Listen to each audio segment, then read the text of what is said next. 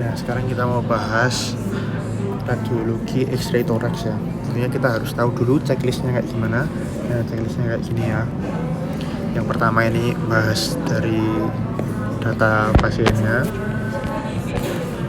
Terus yang kedua bahas dari fotonya ya. Fotonya itu kayak gimana.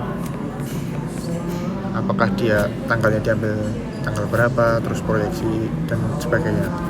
Terus kalau yang ketiga bahas interpretasi.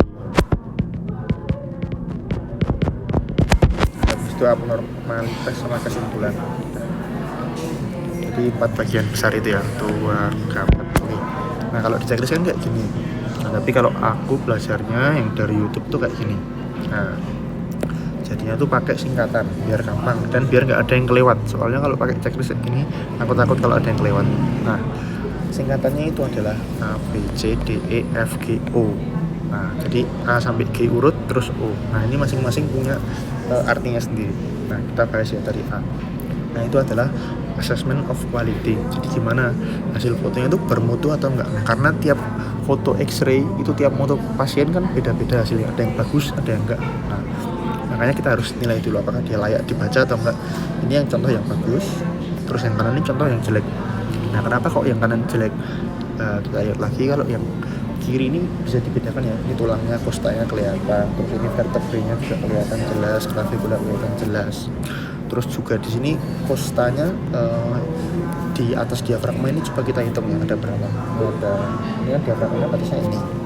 Nanti ada 1, 2, 3, 4, 5, 6, 7, 8, 9, 10 nih. Ini 10 nih. Oke, berarti ada 10. Berarti lebih dari 9 itu udah bagus. Berarti ini fotonya bagus. Tapi kalau yang ini, wah ini kita membedakan tulang-tulangnya susah ya. Ini vertebrenya kayak gak jelas, ketutupan putih-putih kayak gini. Terus ini kita hitung kostenya. Mana kostenya? 1, 2, 3, 4, 5, 6. Cuman 6 juga. Nah itu kan kurang dari 9. Berarti ini fotonya jelek ini. Jadi kita harus interpretasi dulu kualitasnya. Terus habis itu kita juga harus tahu proyeksinya. Ada yang anterior posterior, PA sama lateral. Nah yang paling bagus itu yang PA. Kenapa kok PA paling bagus? Karena pasiennya tuh kalau PA kan harus diambilnya sambil berdiri. Nah dia itu kalau berdiri nanti bisa lebih nurut pasiennya. Jadi suruh misal di sini ada ini apa namanya yang buat detektornya, terus kita sinarin dari sini, misalnya ini senternya dari sini terus tak gitu kan, nanti kan pasiennya memeluk detektornya ini. Nah jadi dia bisa memeluk dengan baik, nanti hasilnya jadi lebih bagus. Tapi kalau pasien ada AP ini sering dilakukan pada pasien yang kondisinya udah nggak bisa gerak, jadinya terpaksa ya harus diambil dari anterior posterior karena AP ini dilakukannya biasanya sambil pasiennya berbaring, jadi pakai alat portable gitu. Hasilnya kayak gini. Nah kita bandingin kan lebih enak dibaca yang kanan kan daripada yang kiri. Terus lateral ini biasa diminta sama PA, jadi biasanya diminta PA sama lateral gitu. Nanti fungsinya buat menilai objeknya secara 3 dimensi biar gampang gitu. Contohnya kayak menilai koin, misal sini ada kita lompat dikit bentar. Nah ini koinnya kalau difoto dari depan bulat. Nah, tapi kalau cuma difoto dari PA, dari PA ya, dari PA bulat, kita nggak tahu dong ini tuh sebenarnya kan bisa dua, bisa jadi bola gitu, bisa jadi dia koin lempeng. Kalau koin kan lempeng, tapi kalau bola kan itu ya bentuknya bulat ya kayak bola lah. Nah untuk kita bedain bola pingpong, misal bola pingpong sama koin, nah kita harus minta yang lateral. Nah ini ternyata dari lateralnya cuma pipih gini. Nah berarti ini koin bukan bola. Nah, gitu. Kalau bola mesin ini bentuknya jadi kayak gini dong dari samping. Oke mantap. Lanjut. Nah terus habis itu ada singkatannya. Kita pakai RIPE. Nah RIPE itu rotation, inspiration, penetration, exposure. Nah rotation itu nama lainnya simetrisitas. Nilainya gimana? Nah kita lihat grafik ukurannya aja. Grafik ukuran 2 di sini. Nah jarak processus spinosus dari vertebrae ke sini sama ke sini itu sama apa enggak? Nah ini kan sama. Berarti dia simetris atau tidak ada rotasi. Terus inspirasi, berarti pasien pas di foto tuh harus pas narik nafas dalam. Nah syaratnya dia inspirasi cukup tuh kalau kelihatan 9-11 koste di atas diafragma kayak tadi ya. Misal nih fotonya kita hitung aja 1, 2, 3, 4, 5, 6, 7, 8, 9, nah sampai 11 pokoknya. Nanti kalau 11 berarti kan lebih dari 9, berarti ini inspirasinya baik. Bandingin sama yang ini. Nah ini cuma kelihatan, ini kan diafragma ini cuma 1, 2, 3, 4, 5, 6, 7, ini kelihatan 7. Susah interpretasinya. Susah gimana? Coba kita lihat langsung kan contoh klinis soal ya. Nah ini klinisnya adalah pneumotoraks di paru yang bagian Dextra ya yang kanan. Nah kalau inspirasinya cukup, kita bisa lihat ini batasnya enak, jadi udaranya tuh ada yang dari sini, ini udara semua. Nah ini kalau inspirasinya cukup enak, tapi kalau inspirasinya nggak cukup, jadi kayak gini nih. Nah, misal udaranya di sini cuman kecil gitu, nggak enak lihatnya. Nah, misal udaranya cuma di sini ternyata. Nah, berarti kan kita bisa melewatkan kalau sebenarnya di sini tuh pneumotoraks. Karena apa? Karena inspirasinya buruk, jadi susah diinterpretasi gitu. Terus penetrasi exposure tuh mirip, hanya penetrasi itu harus kelihatan, kita harus bisa bedain mana yang tulang, mana yang di sini paru, itu harus bisa dibedain.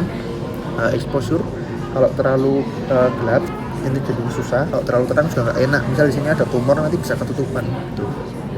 Terus lanjut ya, tadi kan baru A, assessment of quality. Lanjut ke bone. Bone itu harusnya adalah fraktur dislokasi sama corpus alienum. Nah, fraktur di sini contohnya kayak yang nih ya. Nih, artikula. Terus kalau dislokasi contohnya tuh kayak ini. Ini yang sendi humerus kiri, ini yang kanan. Kita lihat sini jaraknya tuh beda jauh. Nah, yang kanan tuh melebar jaraknya. Nah, ini berarti ada dislokasi. Tuh, corpus alienum. Nah, ini misal ada koin tadi. Nanti yang lain bisa dibaca aja. Terus kardiak itu yang harus dilihat adalah ukuran dan posisi.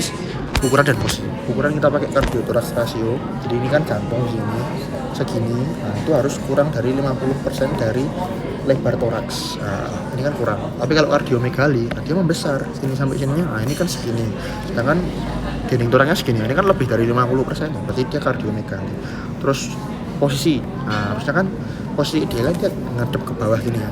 Tapi kalau ini dextrokardiaka, dia malah ngadep ke kanan gitu. Terus yang D, diafragma yang harus dinilai adalah ini sudut costoprenicus ini ya, sudut yang dibuat antara diafragma sama ini sama paru. Nah ini harusnya lincip sudutnya. Tapi kalau misalnya dia ada cairan ngumpul di sini, otomatis ini jadi tumpul. Jadi tumpul kayak gini. Tapi kalau ini kasusnya bukan tumpul. Kalau ini kasusnya diafragma yang kanan sama yang kiri itu sama. Nah, harusnya tuh diafragma itu tinggian yang kanan karena tertekan oleh jantung. Jadi dia tertekan ke atas gini, makanya diafragmanya yang kanan lebih tinggi. Tapi kalau ini kok kanan dan kirinya ini kan relatif sama ya dibandingkan kalau yang kiri. Ya kalau yang ini. Nah, ini kan relatif sama gini. Nah, ini karena ada PPOK atau plasma. Jadinya asma. Jadi udaranya terperangkap di sini, terus diafragma kiri dan kanan sama mirip.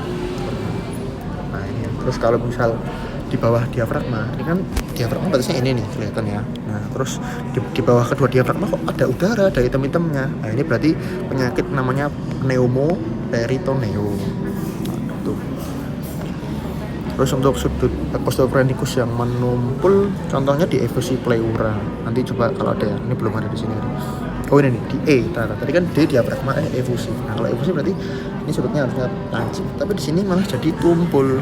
Nah tumpul atau kayak kelihatan blur gitu loh. Di sini kan harusnya kan hitam nih di sini. Tapi ini hitam kayak gini. Tapi di sini kok kayak ada cairan putih-putihnya, ada kayak awan-awannya. Berarti ini sudut costoprenicusnya menumpul. Contohnya pada ada cairan itu bahasanya adalah efusi atau becek gitu ya. Terus F, fieldnya. Jadi gimana toh lapangan parunya itu kan harusnya yang kanan parunya itu terdiri dari 3 lobus, atas, tengah, bawah. Kalau yang kiri atas sama bawah. Tapi kalau misal ini patologis nih. Nah jadi yang kanan ini normal aja, tapi yang kiri kok areanya kok ini banyak yang hitamnya masa segini. Nah ini berarti ada udara di sini. Udara berarti ada pneumotoraks. Jadi kayak misal dadanya kena ketusuk jarum, terus akhirnya udaranya bisa masuk kayak gini. Terus kalau yang ini area parunya ada yang aneh kan. Nah ini kalau dilihat lagi yang kanan daripada yang kiri, nah yang kanan ini lebih putih-putih, banyak percakapannya daripada yang kiri. Coba lihat ya. Nah ini ada konsolidasi paru pada kanan. Terus G, great vessel, pembuluh darah besar. Nanti kita menilai dari aortanya, kan jantung ini, jadi aorta di sini. Terus sama satu lagi kita nilai vaskularisasi dari parunya. Nah ya, dari vaskularisasi yang mengarah ke paru-paru. Lanjut, other device. Itu kayak device lain juga kayak medical device ya, yang dimaksud kalau di checklist itu ada kayak selang NGT, endotrakeal, elektroda, defibrillator, pacemaker.